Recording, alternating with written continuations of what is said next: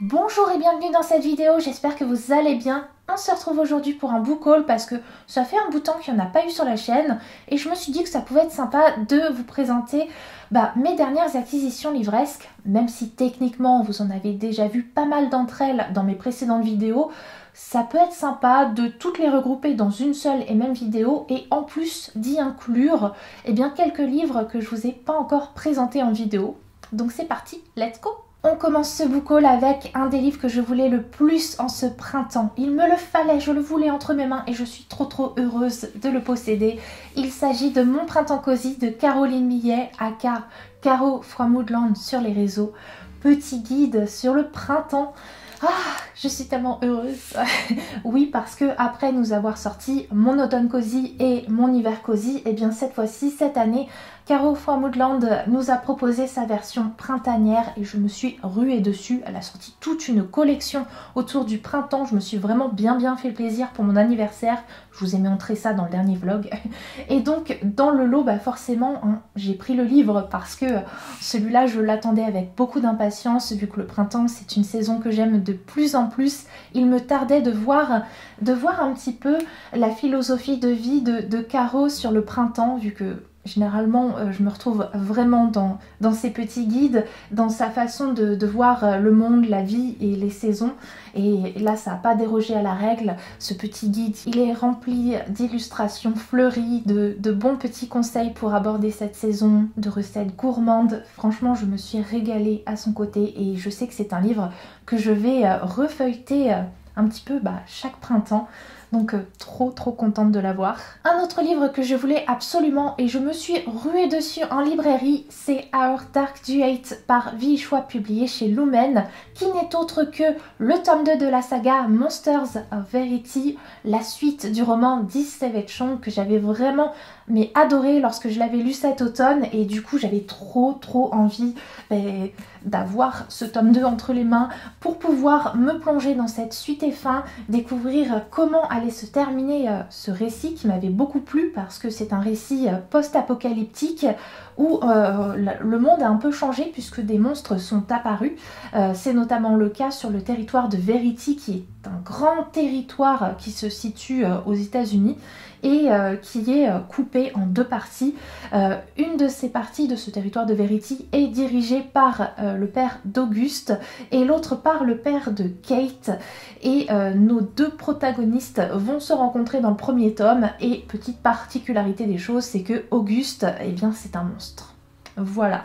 Un autre livre qui me tentait tellement qu'il fallait que je le possède, c'est Le Pont des Tempêtes par Daniel L. Jensen, publié chez Brajlon, que j'ai acheté dans cette sublime édition reliée. Alors je ne vais pas revenir tant que ça sur le résumé de ce livre parce que j'ai l'impression d'en parler beaucoup en ce moment et puis d'ailleurs je viens de terminer tout juste cette lecture, donc autant vous dire que dans la prochaine vidéo on va en parler.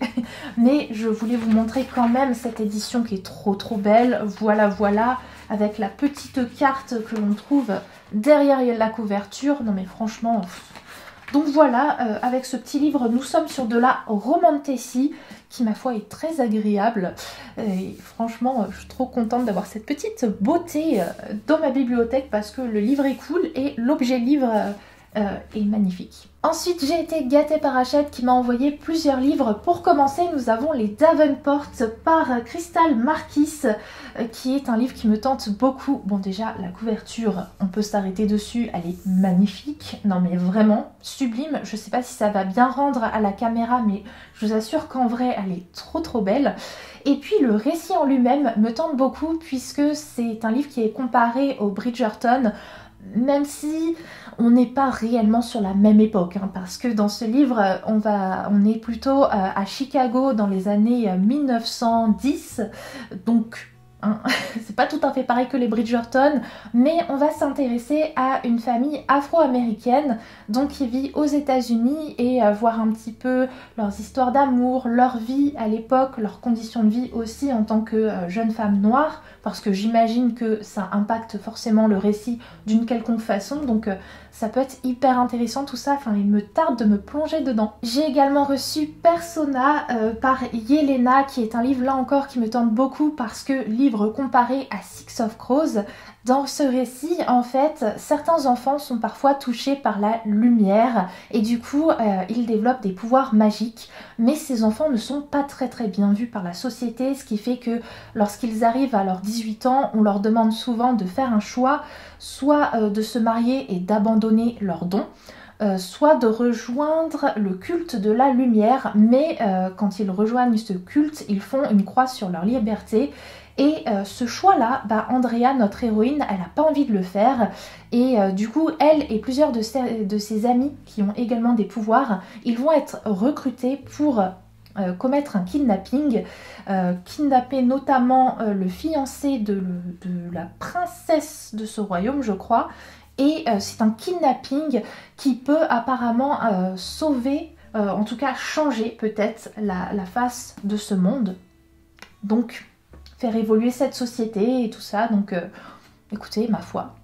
Et puis j'ai également reçu The Gilded Cage de Lynette Noni, qui n'est autre que la suite du roman de Present Healer de la même autrice, et je vais pas revenir dessus, mais je me suis vraiment régalée avec ce tome 2. Le premier tome avait déjà beaucoup plu, mais alors ce tome 2 il est incroyable, vraiment une lecture mais au top. Cette saga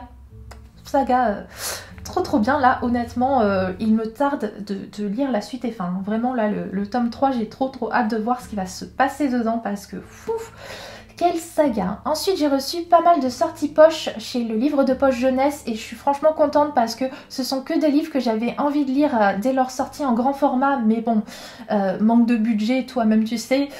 Et donc là, du coup je vais pouvoir découvrir ces livres en format poche. Alors pour commencer, nous avons Le Chant des Ronces par Leigh Bardugo.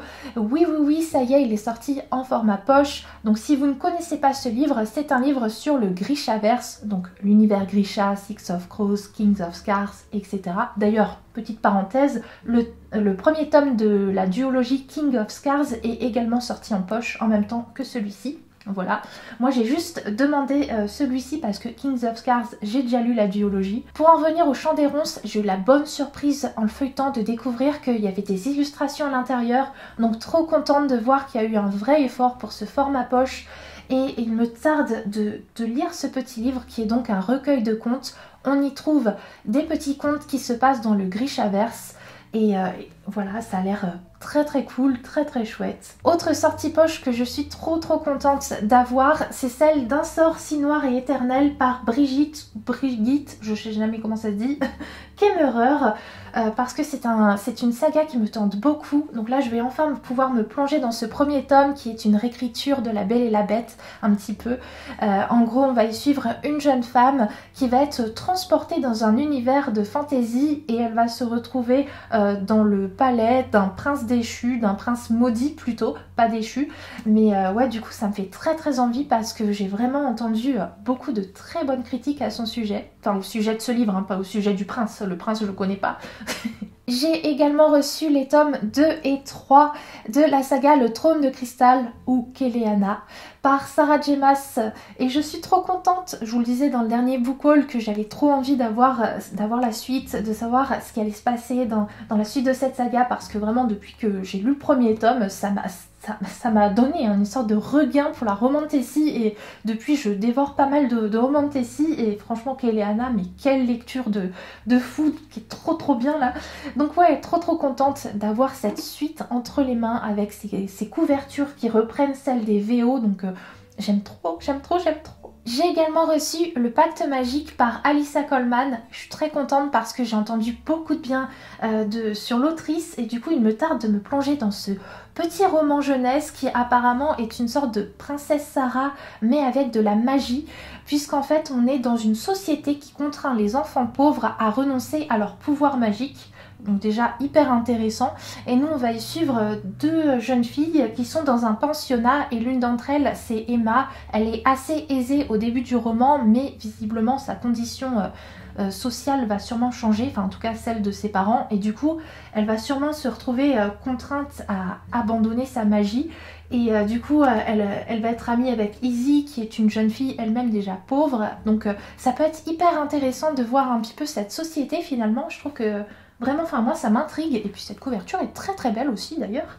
Vraiment, puis en plus je suis fan de Princesse Sarah, enfin vraiment livre qu'il me tarde de découvrir. Dans la boîte à livres près de chez moi, je suis tombée sur la charmante librairie des Jours Heureux de Jenny Colgan, publiée chez Pocket, qui m'intrigue beaucoup, déjà parce que j'ai entendu parler de l'autrice en très très bien, donc j'avais très envie de la découvrir. Et puis en plus, dans ce récit, on parle quand même de librairie itinérante. Oui, oui, oui, donc ça, moi, ça m'interpelle. On va suivre le personnage de Nina qui va décider de tout plaquer elle va acheter un gros van et munie d'un stock de vieux bouquins, conduire sa propre librairie itinérante, direction les Highlands où l'attendent peut-être les jours heureux.